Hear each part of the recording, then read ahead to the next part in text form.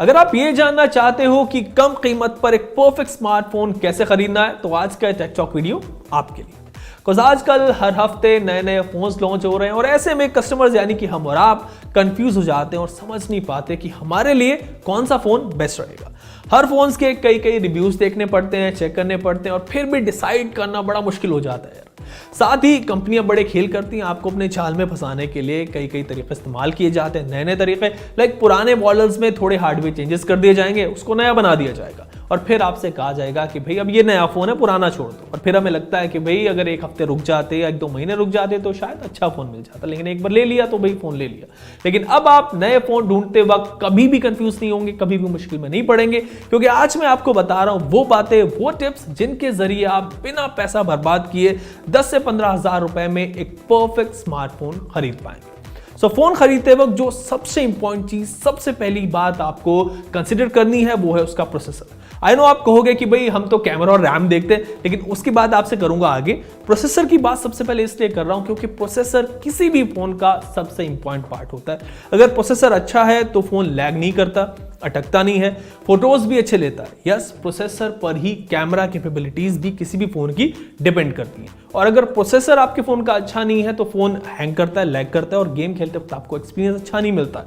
अक्सर लोग ये कंप्लेन भी करते हैं कि भाई हमने फोन लिया था, 6 महीने हुए और सही से नहीं चल रहा है, लैग करता है, स्लो हो जाता है। तो इसकी वजह होती है कि डेटेड प्रोसेसर यानी कि पुराना प्रोसेसर यूज हुआ हो इस फोन में, और कैमरा मेगापिक्सल के चक्कर में आकर हम और आप प्रोसेसर को चेक ही नहीं करते लेते वक्त फोन, और फिर बाद में ये इश्यूज क्रॉप अप होते आते रहते हैं। अच्छा प्रोसेसर आप कैसे चुने, I tell you. So majorly 2 companies यानी क्वालकॉम और मीडियाटेक के स्मार्टफोन्स की जो प्रोसेसर है वो ज्यादातर बनाती हैं, और कुछ कंपनियां अपने खुद के प्रोसेसर फोन्स में यूज करती हैं। जैसे कि कुछ सैमसंग के फोन्स में आपने देखा होगा सैमसंग का एक्साइनोस प्रोसेसर आपको मिलता है, और आईफोन्स में तो एप्पल की अपनी चिप होती है। पर स्नैपड्रैगन और MediaTek are the most popular, considering कि जिस रेंज की हम बात कर रहे हैं आज यानी कि बजट रेंज की। स्नैपड्रैगन की अगर बात करें तो 10 से 12 हजार रुपए वाले स्मार्टफोन्स में अभी आप 3 प्रोसेसर चेक कर सकते हो, स्नैपड्रैगन 460, स्नैपड्रैगन 662 या फिर स्नैपड्रैगन 665। इनकी परफॉर्मेंस अच्छी रहती है। और अगर बजट 15 हजार रुपए तक है आपका तो स्नैपड्रैगन 678, 732G या फिर 720G are good depending upon the price range. इन प्रोसेसर्स पर आपको अच्छा गेमिंग और मल्टीटास्किंग एक्सपीरियंस मिलता है और आपका फोन जो है वो लैग भी नहीं करता। बट डोंट एक्सपेक्ट कि यहाँ पर आपको कुछ प्रीमियम परफॉर्मेंस मिलेगी। हाँ, फोन यूज करते वक्त आपको ये इश्यूज ज्यादातर नहीं आएंगे। मीडियाटेक की बजट लाइनअप की अगर बात करें, मिड रेंज लाइनअप की भी बात करें तो वो बड़ी सॉलिड है। आजकल 12 हजार रुपए से नीचे Helio G80, G85 और G88 आर गुड, और 15 हजार रुपए 16 हजार रुपए में Dimensity 700, 720 आर गुड। इनफैक्ट ज्यादातर सस्ते 5G फोन्स में आपको यही मीडियाटेक के चिपसेट मिलता है। इसके अलावा फोन की स्टोरेज और रैम का भी आपको ध्यान रखना है। हालांकि आजकल आपको 10 से 15 हजार रुपए में 4 से 6 GB रैम इजीली मिल जाती है, लेकिन अगर आप इससे कम रेंज का भी फोन ले रहे हो तो भाई ध्यान रखो कि उसमें एटलीस्ट 4 GB रैम जरूर हो, वरना फोन की लॉन्ग टर्म परफॉर्मेंस पर इफेक्ट पड़ता है, आपको दिक्कत आती है लॉन्ग टर्म में। स्टोरेज 64 GB हो या फिर 128 GB यहाँ पर डिपेंड करता है, लेकिन 64 GB variant to be honest अब रिडंडेंट हो गए। 128 GB 256 GB स्टैंडर्ड है। और हाँ, आपको ये भी चेक करना है कि आपके फोन में डेडिकेटेड मेमोरी कार्ड स्लॉट है या नहीं, वरना बाद में भाई सर पकड़कर बैठना होगा अगर आपको कार्ड स्लॉट चाहिए था।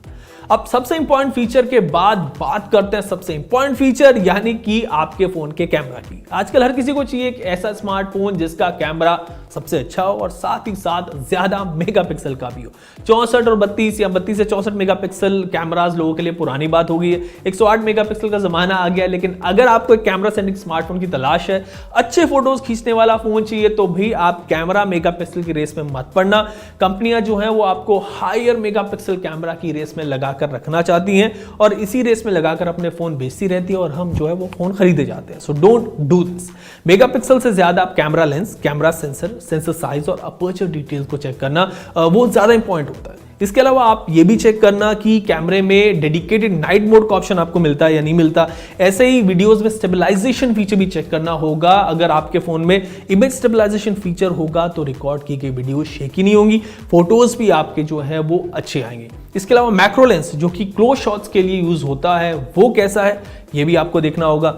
तो 32 मेगापिक्सल, 48 मेगापिक्सल, 64 या फिर 108 मेगापिक्सल की रेस में आपको नहीं दौड़ना है, बल्कि सेंसर कौन सा है, फोटो क्वालिटी कैसी है वो चेक करनी है। जैसे कि इस फोन में 50 मेगापिक्सल का क्वाड कैमरा सेटअप है और इस फोन में 12 मेगापिक्सल का सिंगल कैमरा, और ये 12 मेगापिक्सल का सिंगल कैमरा इस 50 मेगापिक्सल कैमरा से अच्छे फोटो लेता है। मैंने एक वीडियो में बताया कि कैसे कंपनियां ज्यादा मेगापिक्सल का लालच देकर अपनी बैलेंस शीट चमकाती रहती हैं। उस वीडियो का लिंक जो है वो डिस्क्रिप्शन में है, आप जाकर देख सकते हो। आपका सारा मेगापिक्सल का जो कॉन्सेप्ट है, जो भी चाल रहती है कंपनियों की, वो क्लियर हो जाएगी। अब बात करते हैं फोन के डिस्प्ले की। तो आजकल ट्रेंड है बेजल डिस्प्लेस का, तो थिक बेजल्स वाले फोन आप अवॉइड कर सकते हैं। आपको वाटर ड्रॉप नॉच चाहिए या फिर पंच होल डिस्प्ले, वो आप पर टोटली डिपेंड करता है। पर डिस्प्ले में आप ये जरूर चेक कर लो कि वो कौन से डिस्प्ले, एमोलेड डिस्प्ले है या फिर आईपीएस एलसीडी पैनल है। अच्छे कलर रिप्रोडक्शन और व्यूइंग एंगल्स के लिए एमोलेड डिस्प्ले आप प्रेफर कर सकते हो ओवर आईपीएस पैनल। वैसे आईपीएस पैनल्स भी आजकल काफी अच्छे आ रहे हैं और आजकल हायर रिफ्रेश रेट का जमाना है भाई। सो 90 हर्ट्ज रिफ्रेश रेट तो कम से कम आपके फोन में होना चाहिए, बिकॉज गेमिंग के वक्त हायर रिफ्रेश रेट बड़ा काम आता है, आपको उस पर अच्छा एक्सपीरियंस मिलता है। इसके अलावा नया स्मार्टफोन खरीदते वक्त आपको उसकी बिल्ड क्वालिटी का भी ख्याल रखना है, वो भी चेक करनी है। अगर आप चाहते हैं कि आपका स्मार्टफोन लंबे वक्त तक चले, काफी दिन तक आप उसको यूज करते हैं, तो उसकी बिल्ड क्वालिटी आप जरूर चेक करें। आमतौर पर आजकल आपको स्मार्टफोन्स में दो तरह की बिल्ड क्वालिटीज मिलती है, पॉलीकार्बोनेट यानी कि प्लास्टिक बिल्ड होती है, या फिर किसी का ग्लास पैनल होता है। आपने अक्सर सुना होगा मतलब कि इस फोन का बैक पैनल प्लास्टिक से बना है और इस फोन का बैक पैनल ग्लास से बना है।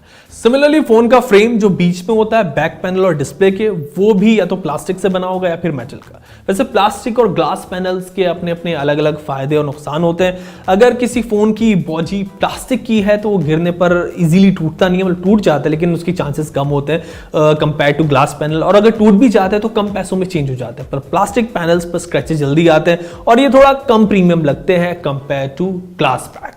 वहीं ग्लास पैनल दिखने में बड़ा अच्छा लगता है, प्रीमियम लगता है और इस पर जल्दी स्क्रैचेस भी नहीं आते। लेकिन अगर फोन आपका एक बार हाथ से गिर गया तो भाई इसके टूटने के मतलब चांसेस ज्यादा होते हैं, और फिर अगर पैनल क्रैक हो गया कि बैक पैनल, तो उसकी रिप्लेसमेंट कॉस्ट प्लास्टिक पैनल से ज्यादा आती है।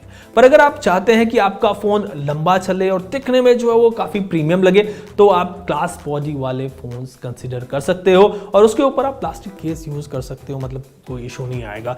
ये एक बेटर ऑप्शन है और ज्यादातर लोग ग्लास पैक वाले फोन्स ही प्रेफर करते हैं अगर उनके पास उतना बजट रहता है। वैसे आजकल कंपनियां मिड रेंज फोन में हाई क्वालिटी प्लास्टिक यूज करती हैं, तो वो भी ग्लास की ही तरह दिखता है। अगर किन्हीं दो फोन्स के स्पेक्स एंड परफॉर्मेंस सिमिलर है, प्राइसेस भी सेम है और सिर्फ बिल्ड क्वालिटी में फर्क है, तो आप ग्लास पैनल वाला फोन चूज कर सकते हो। It would be a better deal. अब बात करते हैं फोन की बैटरी की।